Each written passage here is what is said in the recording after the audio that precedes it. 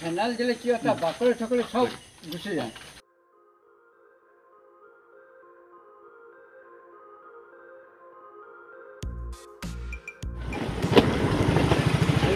ভিতৰত সোমাই আছে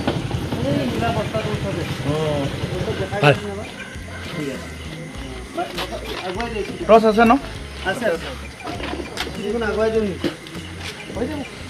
এইফালে চাই ল'ব।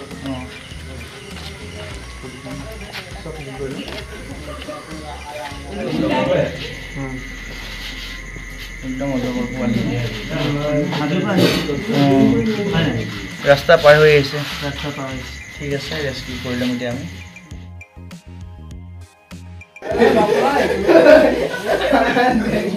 এটা কথা, এইটো মানে কি হ'ল, অজগৰ টাইপৰ এটা ভাইপাৰ আছে, চবেই গম পায় এই কথাটো। চ' সেইটো কাৰণে এইটো এটা আমি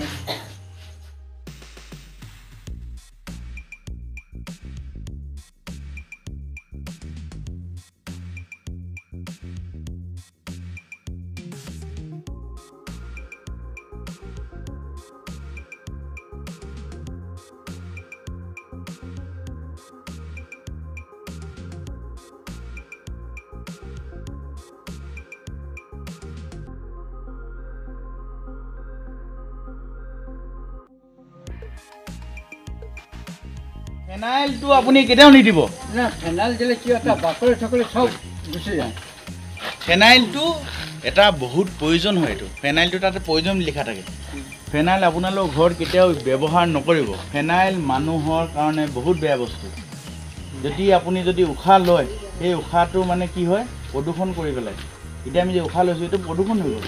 সেইটো কাৰণে যিমান যি হ'ল আপোনালোকে ফেনাইল কেতিয়াও ইউজ নকৰিব, ব্যৱহাৰ নকৰিব। আপোনাৰ ফেনাইল লাগিলে আপোনালোকে ঘৰ যদি মুছে, আপোনালোকে ধুনীয়াকৈ পানী দি পেলাই মুচিব। ফেনাইল আৰু ল'ৰা ছোৱালী যদি সৰু বাচ্চা থাকে, তাততো ফেনাইল ব্যৱহাৰ নকৰিবই। সাপৰ গাতটো নিদিবই। সাপৰ কাৰণেতো অপকাৰী হয়, মানুহৰ কাৰণে বহুত অপকাৰী। মানুহৰো এইটো কাৰণে যদি বেমাৰ হৈ থকা মানুহৰ ধৰক প্ৰেছাৰ থাকে বা উশাহ লোৱা প্ৰব্লেম, হাওঁফাওঁৰ প্ৰব্লেম থকা মানুহ যদি মৰি যাব, প্ৰেছাৰ থকা মানুহ হাই প্ৰেছাৰ হৈ পেলাই মৰি যাব ফেনাইল গোন্ধত।